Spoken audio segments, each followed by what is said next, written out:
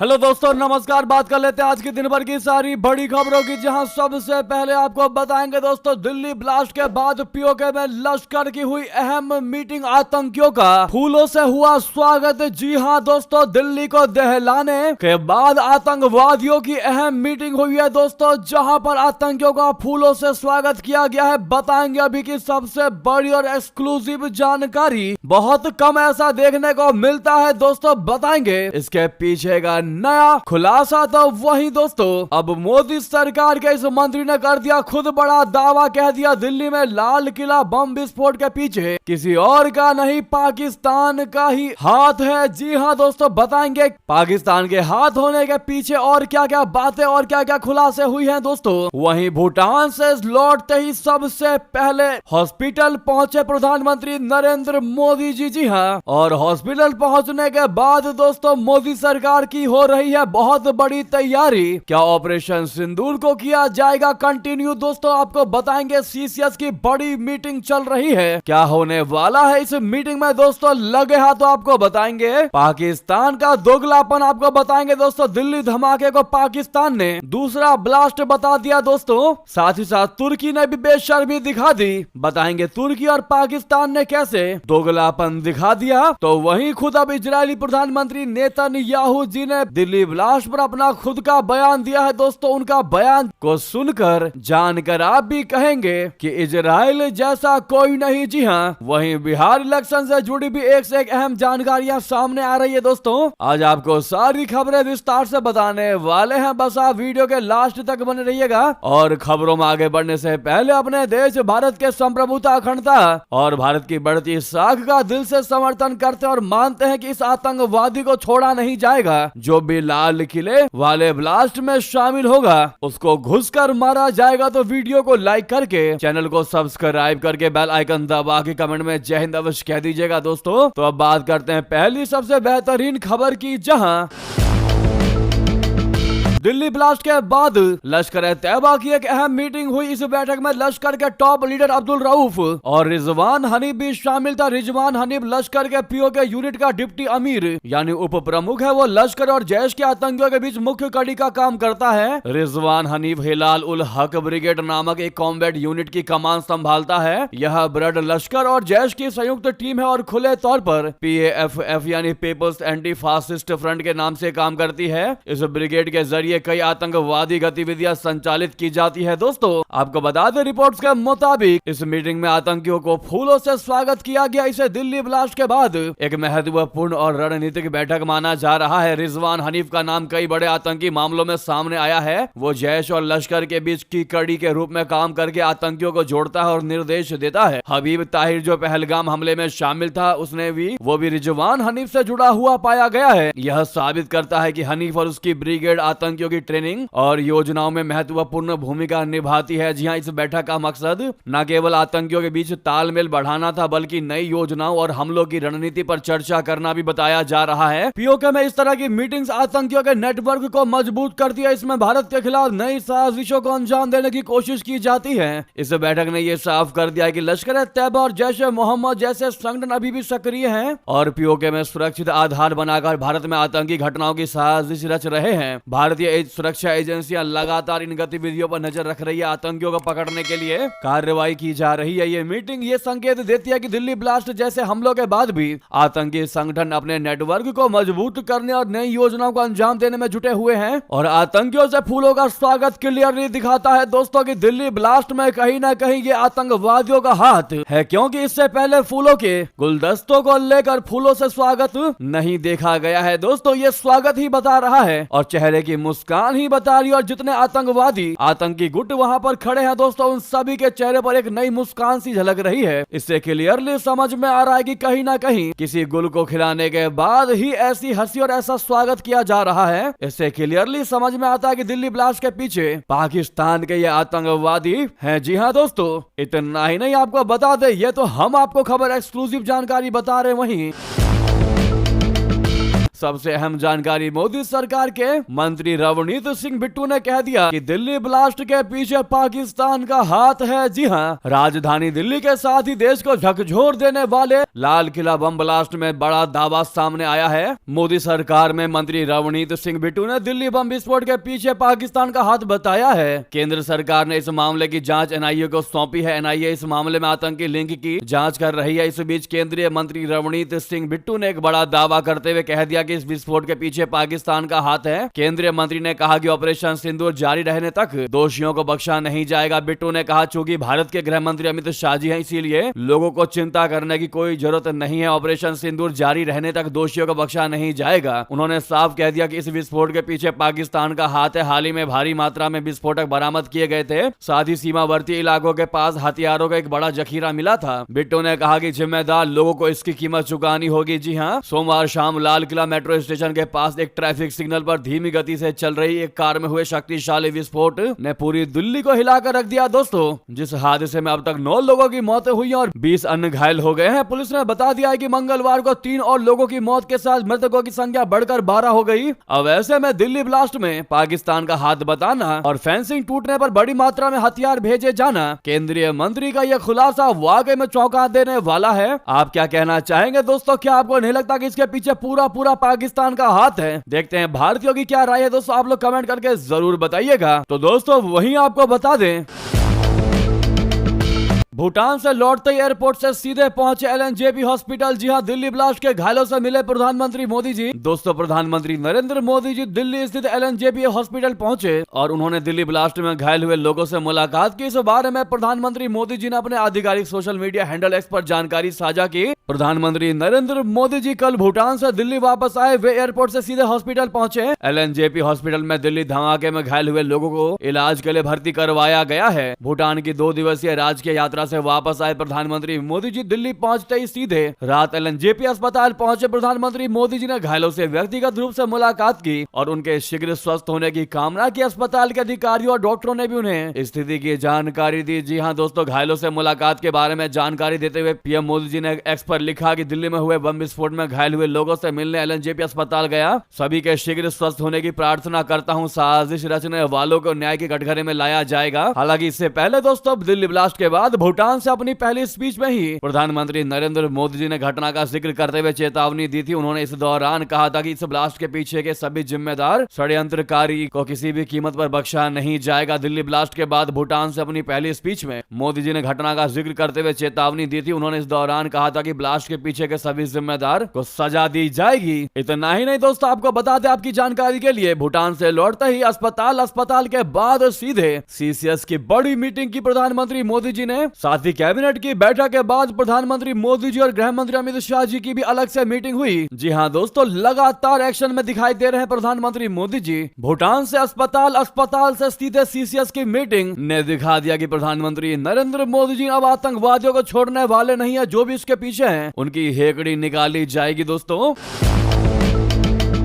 यह बैठक बेहद अहम मानी जा रही है। इस बैठक में केंद्रीय गृह मंत्री अमित शाह जी, रक्षा मंत्री राजनाथ सिंह जी, वित्त मंत्री निर्मला सीतारमण और विदेश मंत्री जयशंकर जी और राष्ट्रीय सुरक्षा सलाहकार अजीत डोभाल भी शामिल हुए। कैबिनेट कमेटी ऑन सिक्योरिटी की बैठक में राजधानी दिल्ली समेत पूरे देश की सुरक्षा इंतजामों की समीक्षा की गई। ऐसा माना जा रहा है कि इस मीटिंग में कुछ गुप्त बड़े फैसले लिए गए हैं जिनकी जानकारी अभी साझा नहीं की गई है। लेकिन उससे भी बड़ी बात, अमित शाह जी और मोदी जी की मुलाकात ने सबको चौंका दिया, क्योंकि यह मुलाकात अलग से हुई है। लोगों के मन में कयास ये उठ रहे हैं कि आखिर गृह मंत्री और पीएम मोदी की मुलाकात के पीछे कौन सा बड़ा एक्शन हो सकता है। क्या फिर से कंटिन्यू किया जाएगा ऑपरेशन सिंदूर को? क्या पाकिस्तान की रातों रात हालत खराब की जाएगी? क्या बड़ा स्ट्राइक किया जाएगा? ये सारे कयास लोगों के मन में उठते दिखाई दे रहे हैं। दोस्तों, हर एक भारतीयों को जिज्ञासा हो रही है ये जानने की इन मीटिंग में क्या क्या हुआ, अमित शाह जी और मोदी जी के बीच में क्या क्या बातें हुई। हालांकि दोस्तों, ऐसा लग रहा है कि ये जानकारियां सही समय पर दे दी जाएंगी। सुरक्षा कारणों से इन बातों को गुप्त रखा गया है, लेकिन मोदी जी के लगातार एक्शन ने बता दिया कि पीएम नरेंद्र मोदी जी इस हमले को लेकर कितने ज्यादा सीरियस हैं दोस्तों, और सीरियस होना भी चाहिए क्योंकि ये देश की राजधानी पर हमला है, देश के अंदर हमला है। बॉर्डर के हमले समझ में आते हैं कि चलो दूसरी तरफ से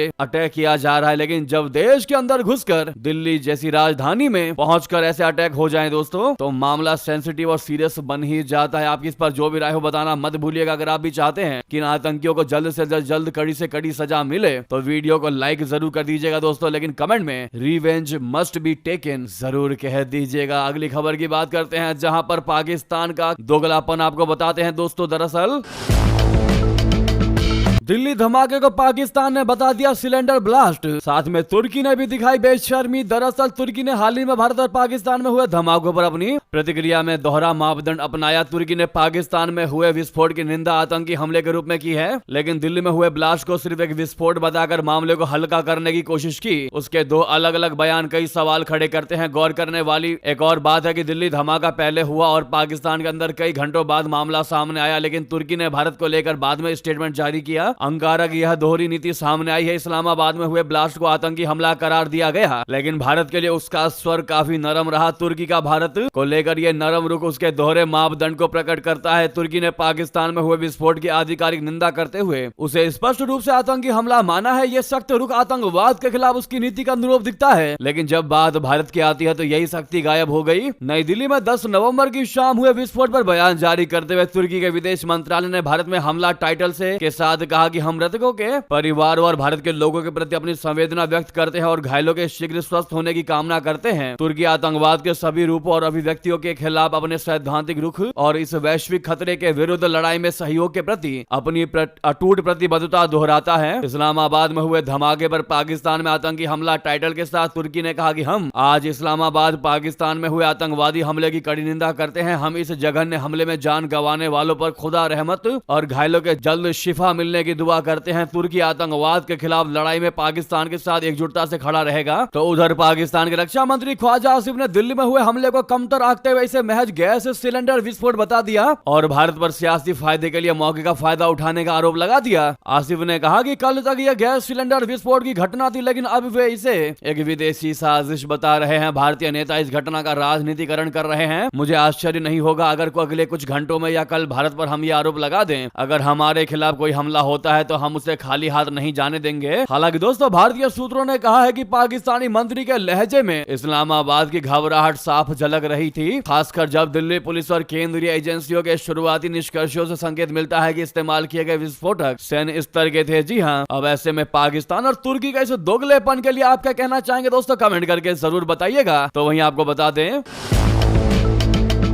दिल्ली ब्लास्ट पर अब खुद इजरायली प्रधानमंत्री नेतन्याहू जी ने व्यक्त की अपनी संवेदनाएं। कह दिया आतंकवाद के खिलाफ हम भारत के साथ मजबूती से खड़े हैं। जी हाँ, इजरायल के प्रधानमंत्री बेंजामिन नेतन्याहू ने दिल्ली ब्लास्ट पर गहरी संवेदना व्यक्त की है। उन्होंने कहा कि आतंकवाद के खिलाफ इजरायल भारत के साथ मजबूती से खड़ा है। नेतन्याहू ने कहा कि दोनों देशों की ताकत दुश्मनों की नापाक हरकतों को नाकाम कर देगी। इजरायली प्रधानमंत्री ने नरेंद्र मोदी जी को अपना प्रिय दोस्त और भारत की जनता को बहादुर बताया। नेतन्याहू ने एक्स पर लिखा कि मैं और सारा यानी नेतन्याहू जी की पत्नी तथा इजरायल के लोग पीड़ितों के परिवारों के प्रति अपनी गहरी संवेदनाएं व्यक्त करते हैं। इस मुश्किल वक्त में इजरायल आपके साथ मजबूती के साथ खड़ा है। उन्होंने भारत और इजरायल को प्राचीन सभ्यताएं बताते हुए कह दिया कि भारत और इजरायल प्राचीन सभ्यताएं हैं जो शाश्वत सच पर टिकी है। आतंक हमारे शहरों पर हमला कर सकता है, लेकिन यह हमारी आत्माओं को कभी नहीं हिला पाएगा। हमारे देशों का प्रकाश हमारे दुश्मनों के अंधकार को परास्त कर देगा। उनका ये संदेश आतंकवाद के खिलाफ एकजुटता और साहस को प्रदर्शित करता है। जी हाँ दोस्तों, ऐसे में आप लोग thank you so much Netanyahu ji comment में जरूर कह दीजिएगा। तो वहीं यूनाइटेड नेशन चीफ गुतारेस ने दिल्ली धमाके पर दिखा दी नरमी।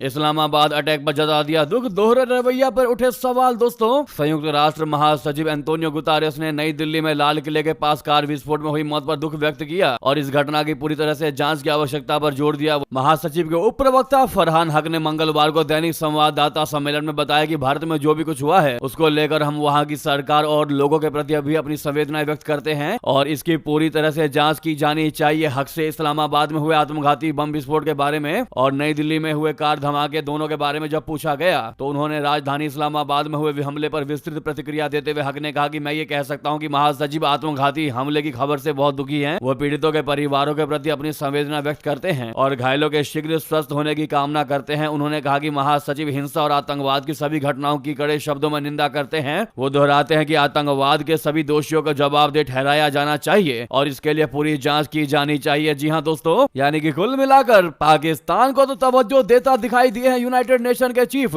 लेकिन भारत के धमाके को हल्का बताते हुए नरमी दिखाने की कोशिश की है। आपकी इस पर क्या राय है दोस्तों? अगली खबर बता दें।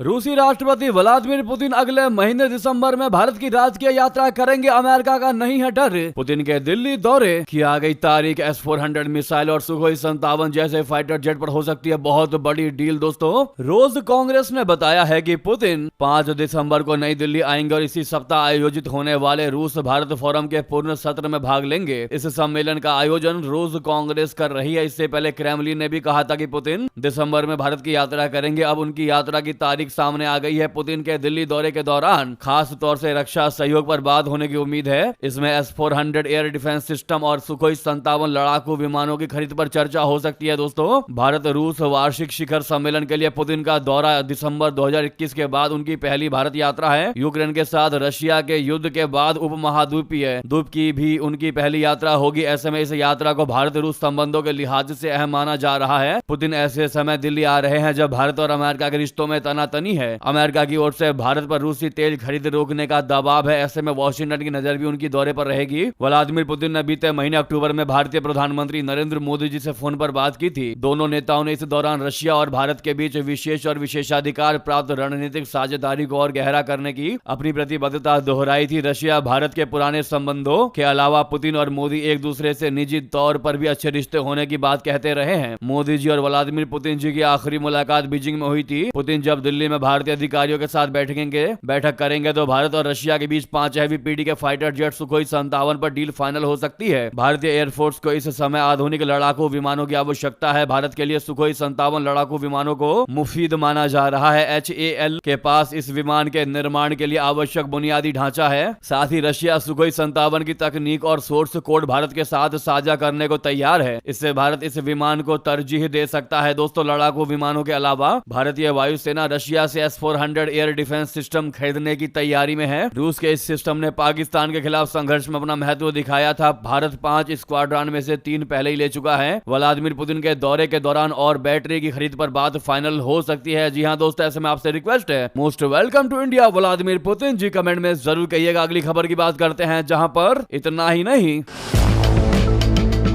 उधर रशिया में पाकिस्तान की हुई बड़ी फजीहत। S-400 की सीक्रेट जानकारी चुराने की कर रहा था कोशिश, जो कि हो गया फेल। पकड़ा गया ISI एजेंट। दोस्तों, रशिया में एक बड़ा जासूसी कांड सामने आया है जिसने भारत और पाकिस्तान दोनों को चर्चा में डाल दिया। रिपोर्टों के मुताबिक रशिया के सेंट पीटर्सबर्ग शहर में सुरक्षा एजेंसियों ने एक बड़ी चाल चलने वाली एक रूसी नागरिक को गिरफ्तार किया है, जिस पर संवेदनशील सैन्य जानकारी विदेशी नेटवर्क को देने का आरोप है। यह नेटवर्क कथित तौर पर पाकिस्तान की खुफिया एजेंसी ISI से जुड़ा बताया जा रहा है। जानकारी के मुताबिक गिरफ्तार व्यक्ति रशिया के अत्याधुनिक वायु रक्षा प्रणाली S-400 मिसाइल सिस्टम और Mi-8AM TSHV सैन्य हेलीकॉप्टरों से जुड़ी तकनीकी जानकारियां जुटाने की कोशिश कर रहा था। ये वही S-400 सिस्टम है जिसे रशिया ने भारत को आपूर्ति की थी और जो देश की वायु रक्षा प्रणाली की रीढ़ माना जाता है। रिपोर्ट में दावा किया गया कि ISI एजेंटों ने रशिया के अंदर एक सीक्रेट नेटवर्क तैयार किया था जिसका मकसद S-400 सैन्य हेलीकॉप्टरों और अन्य रक्षा प्रणालियों की ब्लूप्रिंट और ट्रांसफर डेटा हासिल करना था। बताया जा रहा है कि नेटवर्क ने ऑपरेशन सिंदूर के दौरान रूस में तैयार हो रहे सिस्टम की जानकारी लेने की कोशिश की थी। अगली खबर की बात करते हैं, जहां पर सिंधु जल संधि पर वियना में होगी बहुत बड़ी कार्रवाई। भारत ने किया बॉयकॉट का ऐलान। बौखलाए पाकिस्तान ने निकाली खींच। दोस्तों, सिंधु जल संधि यानी IWT के मुद्दे पर ऑस्ट्रिया की राजधानी वियना में अगले हफ्ते कार्रवाई होगी। पाकिस्तान ने बुधवार को कह दिया है कि सिंधु जल संधि के तहत तटस्थ विशेषज्ञ कार्यवाही का अगला चरण वियना में 17 से 21 नवंबर तक होगा। पाकिस्तान के विदेश मंत्रालय ने कहा है कि उनका प्रतिनिधि इसमें शामिल होगा। दूसरी ओर भारत ने इसमें शामिल नहीं होने की बात कही है। पाकिस्तान इस संधि को बहाल करने के लिए बेताब है। ऐसे में वो लगातार इस मुद्दे को कई मंचों से उठा रहा है। भारत ने इस साल अप्रैल में पहलगाम आतंकी हमले के बाद पाकिस्तान के साथ सिंधु जल समझौते को स्थगित करने का ऐलान किया था। इसके बाद पाकिस्तान इसे मध्यस्थता न्यायालय में लेकर